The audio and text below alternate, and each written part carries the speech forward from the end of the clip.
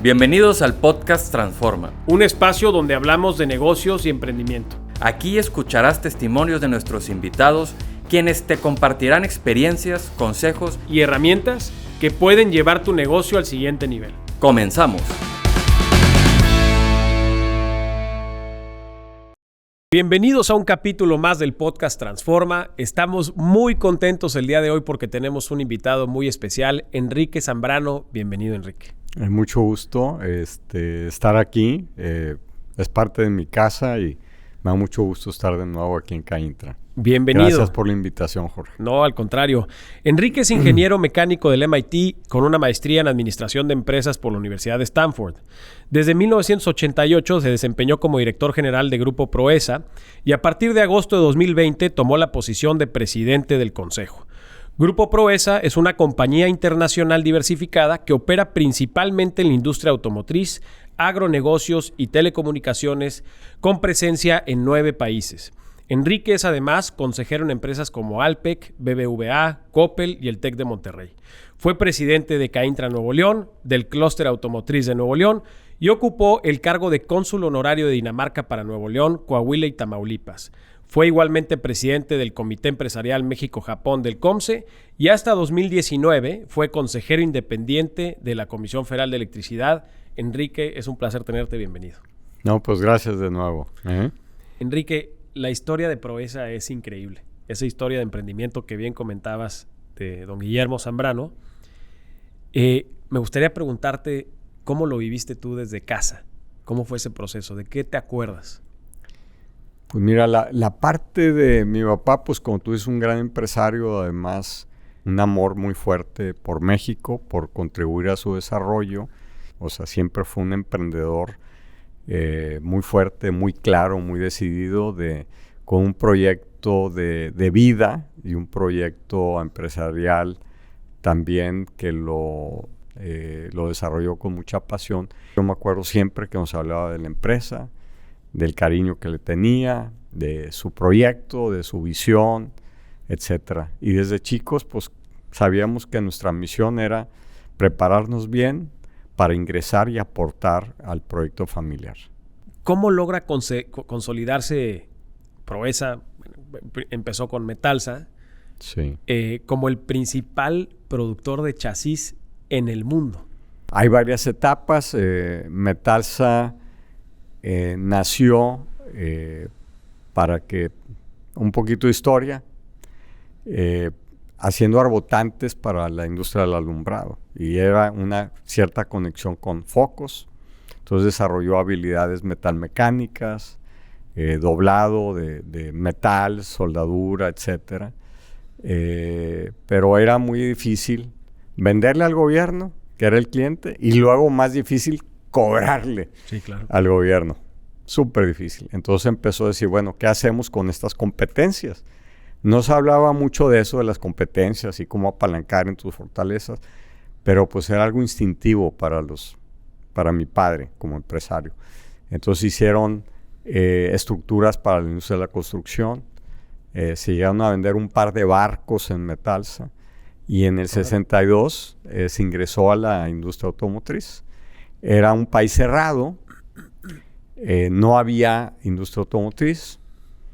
Decía mi papá que lo único que tenían los autos en aquel entonces era el aire y las llantas, porque todo lo demás se importaba y se ensamblaba en México, era mano de obra, pero no había valor agregado. Y en el 62 él tuvo la visión de, oye, ¿por qué no desarrollamos la industria de autopartes mexicana? Fue parte de un decreto que se desarrolló en el 62, donde nació nació la industria automotriz dentro de una política de sustitución de importaciones. Okay. Entonces esa fue la primera etapa, una empresa local para un mercado incipiente que estaba creciendo con una visión de que iba a ser muy importante ese mercado. En el 82 y tuvo pues muchos años de crecimiento sólido y sostenido en base al mercado mexicano. En el 82 enfrentamos la crisis, la devaluación, una caída muy fuerte de la industria automotriz, de las ventas, digamos, de las ventas de automóviles en el país. y la combinación de las dos cosas, la devaluación más una caída importante del mercado, pues puso a la empresa en una situación muy complicada. Entonces el primer paso fue exportar y ser competitivos en la exportación. Vino una transformación muy importante y un giro del mercado nacional, que era el 90% y esa exportación, a decir, oye, pues tenemos que exportar, si no, no tenemos futuro, no tenemos una capacidad de crecimiento. Y fue cuando fue la segunda etapa de Metalsa, donde se enfocó a la exportación.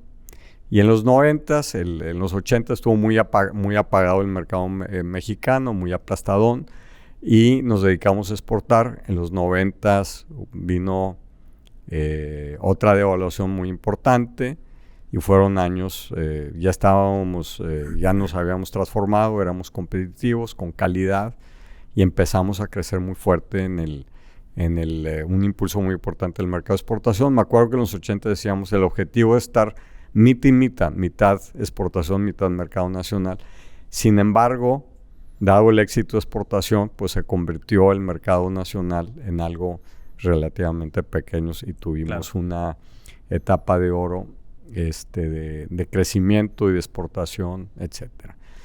Sin embargo, luego vino un periodo donde habíamos crecido, las fronteras totalmente abiertas, el decreto prácticamente, que hubo un decreto en los 80s para hacer una transición, desapareció. Viene la apertura en México, luego el NAFTA, y pues vimos que la única forma de poder pasar a otro nivel era adquiriendo a un competidor en Estados Unidos.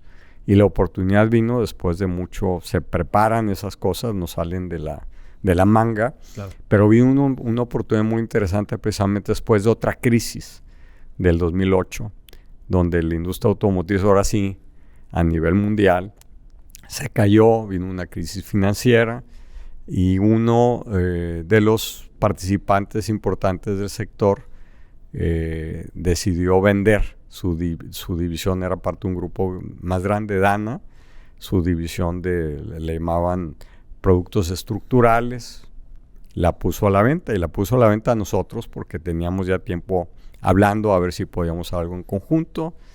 Nos llamó y nos dijo, oye, ¿pueden y quieren? Y le dijimos, sí, sale. Entonces, pues en plena crisis y con mucha incertidumbre, decidimos dar ese paso y posicionarnos a nivel mundial. Wow. Realmente adquirimos muchas plantas alrededor del mundo. Fue un paso pues de alto riesgo, porque era un brinco no nada más de tamaño muy importante, sino de complejidad, al tener plantas en varias partes del mundo. La primera vez que yo te escuché hablar, justamente mencionabas que las crisis son momento para poder prepararte ante la oportunidad. Que hay que tener visión, que cuando viene una crisis hay oportunidades. ¿Recuerdas cómo fue ese proceso de preparación del grupo para poder aprovechar esta oportunidad con Dana? Yo creo que hubo tres etapas, ¿no? La primera etapa fue fue el movimiento de calidad total. Metalsa muy arraigado calidad como forma de vida, que se inició en el 85, y el impulsor y el líder fue Antonio Zárate Negrón, que le decían Zárate San, no sé si lo recuerdes, pero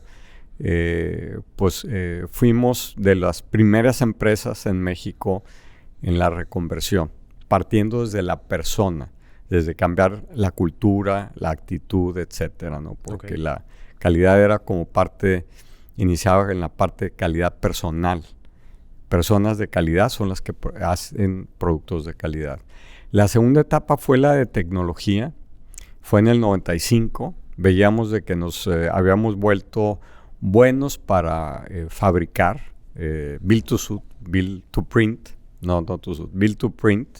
o sea, fabricar diseños que otros hacían, y dijimos, oye, si las compañías diversas americanas han desarrollado competencias. Me acuerdo que visitamos a los centros de innovación y de tecnología, y eran prácticamente jóvenes los que estaban ahí, porque fue cuando inició el desarrollo del CAD/CAM y todas esas tecnologías. Antes hacían en forma mucho más manuales todos los diseños y por experiencia y con moldes de plástico y demás. Y dijimos, y fue una visita también con Toño Zárate y algunos otros directivos.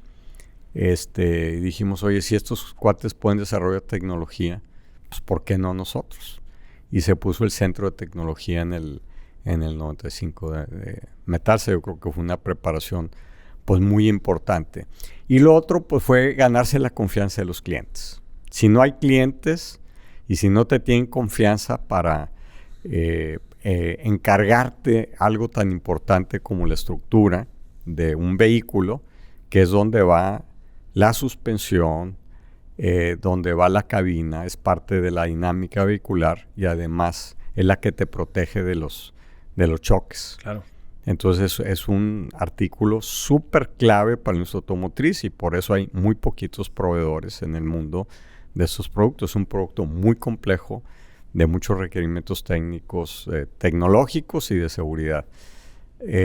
Yo creo que ese tercer paso también fue muy importante. Convencimos a algunos de los clientes, no a todos, a algunos de los clientes que ya teníamos las competencias, después de cerca de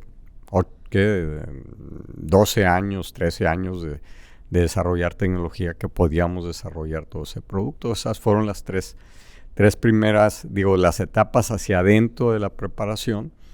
Y yo creo que la cuarta fue esto de estar buscando oportunidades.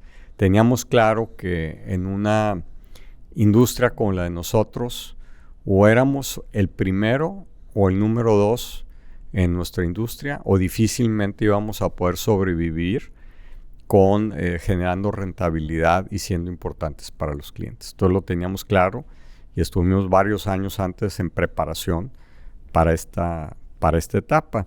Y algo indirectamente, ahorita hablaba de generación de confianza hacia los clientes, pero también era muy importante y siempre lo tuvimos claro, sobre todo después de haber pasado por la crisis del 82, de que había que tener poca palanca para ser flexibles, aprovechar oportunidades y generar confianza también con nuestros socios financieros, que son los bancos.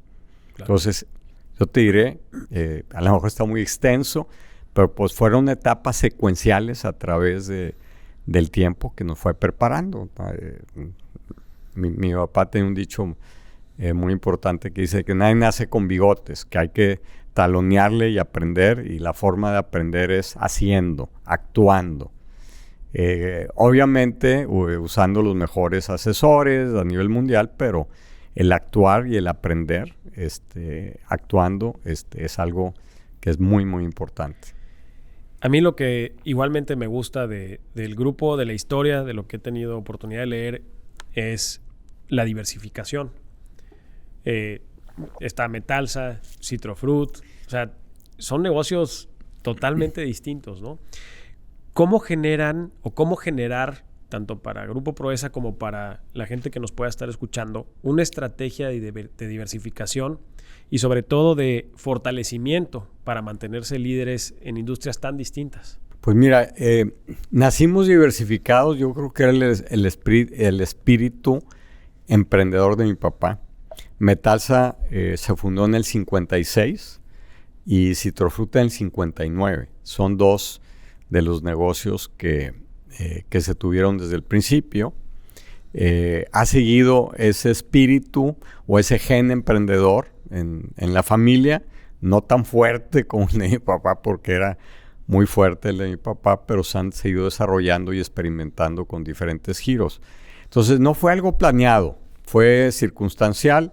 Y expliqué un poquito de la historia de Metalsa, cómo pasamos de ser algo relacionado con lo que hacía la familia o mi abuelo a algo que se desarrolló por mi padre. Y Citrofruit nació porque mi abuelo tenía una huerta, un rancho de cítricos en Linares, y hubo en los 50s 3 heladas. Entonces se echaba a perder la fruta y parte del árbol, y dijeron, oye, bueno, ¿qué podemos hacer en estas circunstancias?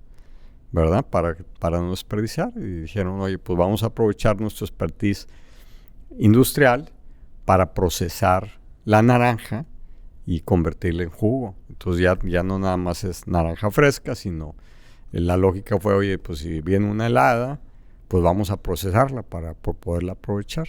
Una lógica que no funciona muy bien, pero eso fue como que la inspiración. Y se juntó a varios de los productores agrícolas, se puso la primer planta en Montemorelos para procesar la primera planta en México. Ambas empresas, Metalsa y Citrofruit, nacieron con un socio tecnológico. Pero acordemos, era un país cerrado, ahorita pues tal vez no funciona, entonces Metalsa tuvo a Ao Smith, que tiene una posición minoritaria, y en Citrofruit era Minute Maid, cuando era una empresa independiente. Wow. Cuando Coca-Cola compra Minute Maid, dice, no, es muy pequeño y muy complejo las asociaciones, sí, no me interesa. ¿Me compras o me vendes? Y mi padre dijo, no, pues te compro, por supuesto, claro, ¿no? Y fue como nació. Entonces, los orígenes fueron apoyados con socios y de ahí se han ido desarrollando expertise a través del tiempo, ¿no? Y recientemente, lo de Astrum, por ejemplo, son situaciones no tan planeadas. Ahorita hablo de algunas más planeadas, donde teníamos el centro de cómputo, había mucho talento. En los 70s desaparecieron las computadoras centrales por minis, que se descentralizaron, y luego por las micros. Y ahora están en la nube, pero pues antes eran en centros más grandes que este salón, climatizados, sí, con claro, mucha gente. Entonces desapareció ese negocio y le dijimos a la gente que estaba ahí, oye, bueno, con sus competencias, ¿qué otras cosas podemos hacer? Con ustedes, tráiganos propuestas. Y de ahí evolucionó el negocio a lo que ahorita se da. Son soluciones de comunicación con tecnología satelital o métodos avanzados o diversas comunicaciones que se conectan. Y luego intentamos, no nos funcionó tan bien, un negocio de salud en México, porque queríamos aportar al desarrollo, veíamos un hueco ahí. No nos funcionó tan bien, acabamos vendiéndolo, tampoco tan mal, pero no tan bien, no lo que esperábamos. Y recientemente acabamos de adquirir un negocio de salud, pero en los Estados Unidos, de servicios hacia el sector de la salud en Estados Unidos. Este sí fue más planeado, y que queríamos un sector grande, un sector con crecimiento importante en los siguientes 20 años y con ciertas características donde pudiéramos como empresa familiar ser el mejor dueño para la empresa, en sectores donde el prestigio, la filosofía, la forma de operar, nuestros valores aporten al desarrollo del negocio.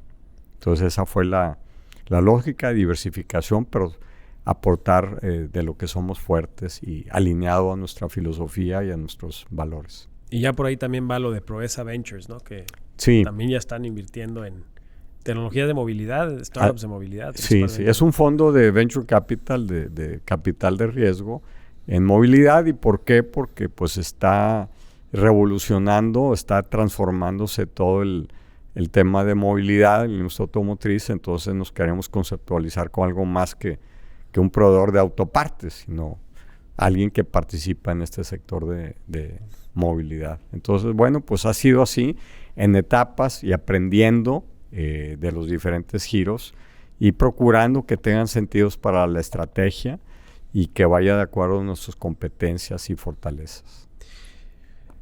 Ahora, pasando a platicar un poquito sobre Proesa como empresa familiar, una de los segundos temas que traigo muy presentes de la vez que te conocí fue esa frase de la cultura domina la estrategia. Así es. Y después, indagando un poquito más, no sé si recuerdas en alguna entrevista o discurso que diste, creo que cuando te dieron el premio de Forbes, comentabas que el factor clave del éxito de las empresas era la calidad humana. Uh-huh. Y platicabas que eso también venía propiamente de tu padre. Uh-huh. Como empresa familiar, ¿cómo logras institucionalizar estos valores básicos del primer dueño para que perduren a lo largo del tiempo y que toda la familia esté en tono a esa cultura? Lo primero es de que cuando inicia una empresa, pues el emprendedor generalmente es el director general, es el líder. Y la cultura pasa, realmente se transmite por el ejemplo. Obviamente, pues no hay una cultura escrita, los valores, el cómo desplegarlo, en cómo vivirlo como comportamientos, pues eso se da por el ejemplo. No se da de otra forma, porque tú puedes tener 1000 cartelones puestos y hacer 1000 pláticas, pero si no se refleja en el actuar, no se consolida y no se transmite en la empresa, ¿no? Entonces, esa es una primera etapa. Sin embargo, cuando la empresa crece, pues hay que institucionalizar. A mí me tocó mi rol, digamos, en la familia. Mi padre me dejó la responsabilidad muy joven, tal vez demasiado joven, pero así pensaba mi padre, que había que tomar riesgos y había que precisamente hacer la sucesión temprana para asegurar una buena sucesión. Y él nos decía, es que prefiero dártela temprano, que no tengan toda la experiencia, y yo estar aquí para ayudarles y no dejarlo indefinido y que se vuelva un verdadero problema, sí, claro, por no decir otra palabra más fuerte, que sucede muy frecuentemente cuando el fundador no hace la sucesión a tiempo, o cualquiera de las generaciones no hacen la sucesión a tiempo. Entonces me tocó a mí, como ya líder de Proesa, digamos como director general de Proesa, institucionalizar los valores. Y lo que hicimos fue, oye, ¿cuáles son los valores que están a través del grupo y han sido esenciales para Proesa en nuestra filosofía y nuestra cultura? Que yo te diré que son valores le llamamos una cultura muy humanista, muy centrada en la persona y en la gente, ¿no? Y entonces los institucionalizamos. Han ido evolucionando en el sentido de adaptarlos a la nueva realidad. Ahorita yo dejé la dirección general, como lo apuntaste ahí, a principios del 20, y acabamos de pasar por una nueva revisión. Y lo que hacemos en el grupo es cuáles son los valores más importantes que queremos que se vivan en todas las empresas. Lo traducimos a los valores esenciales. Cada empresa podrá tener sus énfasis, pero lo que es común es a través de todas las empresas. Y cómo le hacemos para vivirlo. Yo te diré, transmitirlo, lo principal es, bueno, la congruencia tanto de la familia, dentro de la empresa y fuera de la empresa, como de los principales líderes, porque es en cascada. La cultura se transmite de arriba para abajo, no de abajo para arriba. Si un líder no transmite bien la cultura, pues ten problemas, ¿no? Y lo segundo es de que hemos traducido esos valores en comportamientos para que la gente tenga más claro, oye, ¿qué comportamientos se espera de mí? Que sea congruente a esa cultura y esos valores. Y lo tercero es que hicimos en un momento, hemos hecho varias cosas, pero que hicimos es, oye, las prácticas operativas, todas las políticas y prácticas operativas de la empresa que estén alineadas a la cultura. Entonces, eso te da la congruencia. Y esto nos lo dijo un profesor del TEC, creo que Germán Otálora, y dice, tú puedes ir, y él pone el caso de la iglesia, vas el domingo a misa, oyes el sermón, pero es muy, muy difícil pasar de algo filosófico a algo operativo. Claro, Práctico, porque sales de la iglesia y pues los hábitos y lo que haces todos los días es lo que domina. Claro. Si no cambias esos hábitos y esa forma como tú procesas la información, tus prácticas operativas, tus procesos, tu forma de tomar decisiones, no pasa la cultura. Entonces nos hemos dedicado a esas cosas. Y algo que hacemos bien, creo, es que tenemos un proceso de feedback. Tenemos la encuesta de clima organizacional que la hacemos cada 2 años Y dentro de la encuesta siempre preguntamos de la vivencia de los valores, ¿no? De alguna forma que pueda todo mundo, el 100% de la gente, diciendo, oye, estamos siendo congruentes desde el líder, el cómo tomamos las decisiones, y nos preocupamos por ellos, y si nos preocupamos de una formación integral, etcétera. O sea, tenemos muchas preguntas que en un momento le llamamos culturómetro para ver si hay vivencia en esos valores. Y eso se le da seguimiento desde el consejo. Oye, ¿cómo nos va aquí? ¿En dónde estamos bien? ¿Dónde podemos tener impacto? Y yo creo que parte de los roles de las empresas familiares de los que participamos en el gobierno corporativo de las empresas es cuidar que sigan esos valores. No nada más sea la estrategia, es cuidar esos valores porque es muy importante y si está la empresa cumpliendo con su misión. Claro. ¿O no? Comentabas algo que se me hace interesante, que tu padre empezó la sucesión a tiempo, ¿no? Que era uno de los temas que les daba, a lo mejor, digamos, que le preocupaba, ¿no? Partiendo de que todos los negocios son muy distintos, cada familia es un mundo, ¿cuándo recomendarías tú empezar a planear la sucesión? Pensando en un negocio a lo mejor pequeño, mediano, familiar. Mira, yo creo, y nos lo dijeron los expertos en este tema, que los contratamos, bueno, los invitamos a participar en el primer proyecto donde desarrollamos el protocolo familiar, que fue mi padre como fundador y los hijos, las hijas, los miembros políticos, ¿no? Todos participamos en este proceso. Pero una de las trampas de la empresa familiar, yo creo que hay dos trampas importantes. Primero, que el fundador o el líder empresarial no haga la sucesión a tiempo. La segunda es decir, estos problemas que pasan en otras empresas familiares no van a pasar en la mía. Mi familia es extraordinaria y nunca se van a pelear y no va a haber eso. Pues a lo mejor no hay, pero la probabilidad es alta y por eso sucede. La probabilidad de una empresa familiar es una buena sucesión. Si no haces nada, es 30%. 30% de supervivencia exitosa, ¿no? No nada más ahí que esté ahí. Wow. Entonces hay que planearlo con tiempo. Lo primero es que hay que hacerlo con tiempo y tener. Lo segundo que nosotros hicimos bien, creo, en el protocolo es que se fijaron reglas.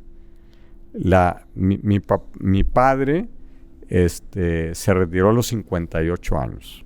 Yo creo que fue muy temprano y fue motivado por un tema familiar pues muy doloroso, la pérdida de su hijo mayor. Yo estoy aquí porque mi hermano pasó a otra vida muy joven y entonces él pensó, oye, pues creo que es importante hacerla antes que tarde. Y luego ya en el protocolo nosotros se acordó que era a más tardar a los 65 años de edad, que es una edad buena. Unos dicen, es que a los 65 estás muy bien. Pues sí, pero puedes pasar a ser otro y contribuir desde otros planos.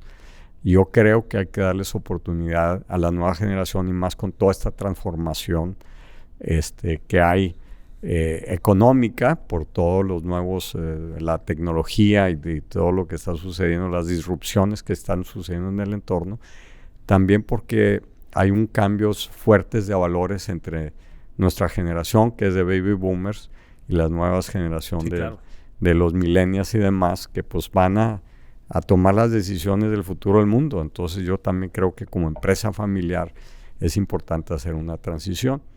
¿Qué edad? Pues depende de muchas circunstancias, de los sucesores, de sus edades, y se han preparado bien. Pero yo creo que hay que pensar en la sucesión como algo muy proactivo y de mucho tiempo antes de que suceda. Porque el preparar a los sucesores lleva tiempo, lleva muchos años. Okay. Y entonces tienes que empezar pues pronto. ¿Cuánto? Pues lo antes posible. ¿Cuáles son los criterios más recomendables, en tu opinión, para la elección del sucesor? O sea, entendiendo que pudieran tener a lo mejor en base a cualidades, habilidades, ¿se va más por ese sentido, más por el tema de el que es más conciliador? O sea, teniendo una familia de hermanos que participan en la empresa. Sí, yo pienso, digamos, desde el forma conceptual. Primero, que alguien que tenga las competencias directivas para ser un buen líder empresarial. Líder me refiero que tenga la capacidad de gestionar, de desarrollar la estrategia, de que tenga un proyecto, una visión, etcétera. Pero no es lo único, ¿no? Hay otras cosas muy importantes. La segunda es que la persona refleje los valores del grupo. Porque pues a lo mejor te va muy bien empresarialmente, pero si no tiene los valores adecuados, se va a acabar en pleito familiar, ¿verdad? Y lo tercero que yo creo que es muy importante, que haya compromiso con el proyecto familiar y que haya un sentido de armonía y que tenga un sentido de armonía y unidad personal, de unidad familiar. Yo creo que son los 3 ingredientes que en nuestro caso han sido muy, muy importantes. Y aunque hay otros foros, nosotros tenemos digamos el Consejo Empresarial, es el Consejo de Grupo Proesa, que tiene una mezcla de independientes y familiares importante, pero luego está el Consejo de Familia. Y el Consejo de Familia, su objetivo es permear los valores dentro de la familia, porque muchos de ellos, cuando tienes una familia muy grande, pues no trabajan en la empresa o no son parte del gobierno corporativo o no les interesa el mundo empresarial. No puedes forzarlos a eso. Y su objetivo son 2. Uno es la parte de promover la unidad, la armonía familiar, el compromiso con el legado empresarial. Y la otra parte es ayudarlos a que ellos se formen y desarrollen sus potenciales como personas y como líderes, porque todos tenemos un compromiso de ser líderes en lo que queramos para tener un impacto positivo en nuestra sociedad. Y eso lo hace muy bien, en nuestro caso, el Consejo de Familia, que se llama COFAS, Consejo de Familia Zambrano, que se dedica a eso y también tiene más de 20 años, 22 o 23 años de estar operando y se ha ido desarrollando y profesionalizando, integrando, nutriendo de las diferentes generaciones de la familia. Fíjate que una de las cosas que a mí me costó trabajo entender mientras investigaba un poquito para esta entrevista, y se hablaba mucho de que hay que diferenciar entre negocio y familia. Uh-huh. Y creo que va a lo mejor un poco en lo que comentas del consejo familiar per se y luego el consejo empresarial.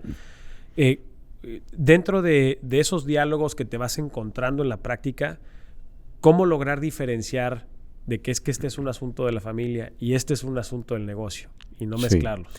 Yo creo que parte de la otra trampa o dificultad de la empresa familiar es que hay confusión de las diferentes, yo les digo cachuchas o gorras que te pones en la empresa familiar. Porque tienes potencialmente, ¿no? El de la propiedad. ¿Eres accionista o no? Tienes el del poder, que es el gobierno corporativo. Participas en las tomas de decisiones a nivel del gobierno corporativo, ¿no? Que son los consejeros. Sí. Y luego puedes tener la del trabajo, ¿verdad? ¿Trabajas o no adentro de la empresa? Y luego la última, que eres familia o no. Entonces yo creo que parte del éxito, además de la parte de la vivencia de los valores por los familiares, que me parece, como decía, número 1. Si los dueños no viven los valores, no se transmite la cultura. Y en nuestro caso, la vivencia de nuestra generación y de las siguientes generaciones de los valores ha sido clave. Pero la otra es distinguir estos roles. Y si tú eres directivo en la empresa, o por lo menos en Proesa, la definición es que te vamos a evaluar como cualquier otro ejecutivo y te tienes que someter a eso. Es más, es una carga adicional para un familiar porque tienes que ser el ejemplo. Tienes que ser el ejemplo de valores y de cultura. Además de ser competente y hacer tu chamba. Tienes ese doble rol porque tienes más visibilidad. Quiéralo o no, tu apellido y tu posición en la familia cuenta y tiene mucho impacto en la empresa. Entonces el familiar tiene que llevar esos roles. Y lo tercero es no confundir. O sea, si estás como ejecutivo, eres ejecutivo. Si estás como consejero, actúas como consejero. Aunque estés en la empresa. Tú tienes que desprenderte de ese rol y ver lo mejor que hay para el grupo y querer lo mejor que hay para el grupo, aunque a lo mejor te afecte a ti en lo personal. Deseamos anteponer el bien común al interés personal. Y como propiedad, como accionista es otro. Hay mucha confusión. Es que yo trabajo, yo hice, yo esto, y entonces me merezco más acciones. Oye, pues son dos cosas diferentes. Aquí se te evalúa y se te compensa como ejecutivo. Claro. Y como accionista, pues es en términos de tu propiedad y los dividendos, etcétera. Claro. Y tener esa capacidad. Y aunque parezca muy simple, es difícil de manejar estos roles. Igualmente, el reconocer que los valores y las formas de operar en un negocio son diferentes a la familia. ¿A qué me refiero? En una organización la autoridad es jerárquica, ¿verdad? No es compartida. Sí. Ahí, pues, digamos, entre más alto estés en la organización, tienes más potencial, más capaz de influir. También tienes una responsabilidad de toma de decisiones como directivo. Generalmente es en base a jerarquía, a meritocracia. Ahí no es si eres más dueño o menos dueño. Sí. Para que la empresa sobreviva tienes que promover a los más competentes y a los mejores. Y claro, pues tiene que haber una disciplina, un orden, algo común, y se dicta desde arriba. Luego se vive desde abajo pero se tiene, si quieres tener un grupo que perdure, pues tiene que tener claridad de rumbo, de visión, de valores, de cultura, todo lo que ya hablamos, ¿no? Y en una familia, pues tiene otros valores. Ahí no hay el más importante o el menos. Todos somos familia, todos somos importantes, las decisiones son por consenso, el valor de subsidiariedad es clave, el ser solidario en ayudar a todos por igual a desarrollar su potencial, la armonía, etc. Entonces son sistemas de valores diferentes y las empresas familiares se tienden a confundir. Para nosotros fue muy importante el protocolo porque pusimos lo que llamaban ellos las 4 pilares de la empresa familiar, que es propiedad, poder, trabajo y armonía y unión familiar, o unión y compromiso familiar en los diferentes valores. Y estos están apoyados de algo que es invisible, que son las raíces, que son en qué cree la familia, por qué está la empresa familiar, cuál es su misión de la empresa familiar, queremos seguir unidos con un proyecto en común o no, etcétera. Entonces, tener estas, yo diría, 5 componentes claros es fundamental para cualquier empresa familiar, sea pequeña o sea grande. Yo creo que cuando es pequeña siempre hay el tema, no, es que somos chicos, pero se puede hacer de una forma muy sencilla. Y todo esto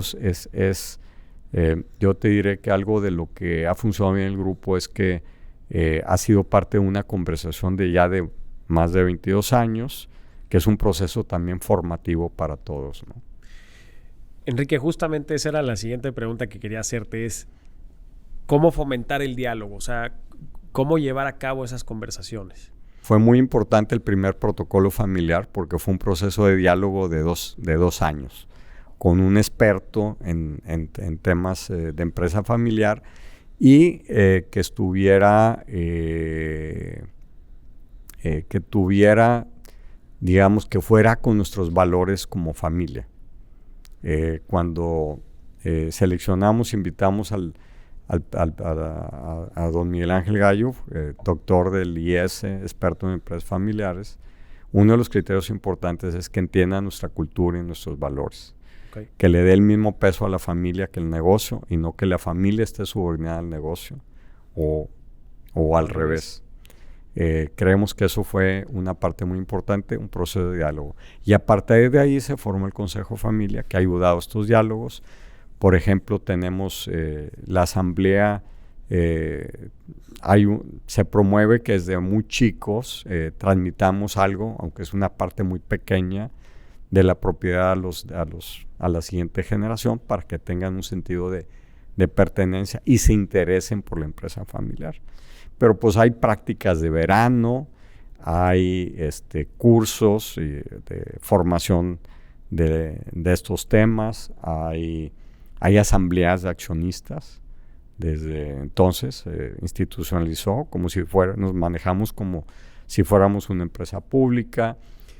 Acabo de regresar este fin de semana a un retiro familiar, okay, donde parte es vivir, que haya integración, que nos conozcamos y que se desarrolle confianza entre los diferentes miembros de la familia. Entonces hay muchas actividades y hay visitas a las empresas, hay pláticas, hay una variedad de actividades que se pueden hacer y que se hacen para fomentar este cariño, este amor por la empresa familiar. Es un legado de valores, es un legado de trascendencia. Sí. Nuestro proyecto lo queremos hacer multigeneracional. Estamos pensando, oye, cómo Proesa subsista decíamos, más de 100 años. Claro. Bueno, ¿por qué no pensar en 200 años? ¿Qué tenemos que hacer? El otro aspecto es de que te da orgullo y pertenencia a una familia, una empresa comprometida por trascender a través del hacer empresarial. Porque creemos como familia que la empresa debe generar valor económico, pues sí, porque si no, no puedes crecer y desarrollarte y perdurar, que es la sustentabilidad. Tiene que haber un sustento económico. Pero lo más importante es que tenga impacto social. El dinero es el medio, pero la trascendencia, el ser parte, nosotros decimos, es hacer un mejor mundo. Tenemos que colaborar a hacer un mejor mundo, empezando con una mejor comunidades, nuestra gente, que nuestra gente sea mejor, ayudarla a desarrollarse integralmente a nuestra gente, porque además de que va a ser mejor su chamba, van a ser mejores personas, mejores padres, mejores hijos, mejores hermanos, mejores vecinos, van a ser un elemento importante en la sociedad, pero también pensar en las comunidades donde operamos, cómo podemos tener un impacto favorable. Obviamente con nuestros clientes, haciendo productos buenos y de buena calidad que tengan un impacto positivo en lo que hacemos, ¿no? Entonces, es la dimensión empresarial más conceptualizada más generalmente como un legado que tiene diferentes aspectos. Y realmente tú lo ves el impacto, pues ser miembro de nuestra familia, pues te trae un prestigio, te trae unas relaciones, te trae un sentido de pertenencia, un sentido de trascendencia, no solamente el aspecto del patrimonio económico, ¿no? Si se acercara alguno de los miembros de tu familia, imaginemos de las siguientes generaciones, y te dijera, papá, tío, abuelo, ¿qué tengo que hacer para prepararme y poder ser considerado dentro de estos roles de la empresa familiar? ¿Qué consejo le darías? Digo, enfóquense a desarrollar sus talentos para poder aportarlos, ya sea en tu actividad. Si te gustan los negocios, bueno, pues éntrale y prepárate y desarróllate. Y tenemos pues una serie de oportunidades que damos para que se puedan desarrollar en este campo, pero también fuera de la empresa, ¿no? Por ejemplo, tenemos ahora una Fundación Saber, que beca a gente sin recursos, líderes sociales, para ayudarlos a prepararse, para poder tener impacto en sus comunidades. Muchos de la familia que no les interesa o que en su vocación no es la parte empresarial, están participando estrechamente en la fundación, en el consejo de la familia, o desarrollando tu potencial y poniéndolos al servicio de la sociedad y de los demás. Wow. Entonces eso es lo que yo les diría: prepárense, edúquense, fórmense, conózcanse, acéptense como son y desarrollen sus talentos. Enrique, de verdad, muchísimas gracias. Nos dejas muchos mensajes muy positivos, cosas en qué pensar y en ponernos a chambear también. De verdad, te agradecemos mucho el tiempo. Aprecio mucho la oportunidad y la paciencia, pues a todos los que me escuchen. Espero que algo les quede y les sea útil en su vida personal o su vida profesional, en su vida comunitaria. Muchas gracias, Jorge, por la invitación. Muchas gracias. De nada.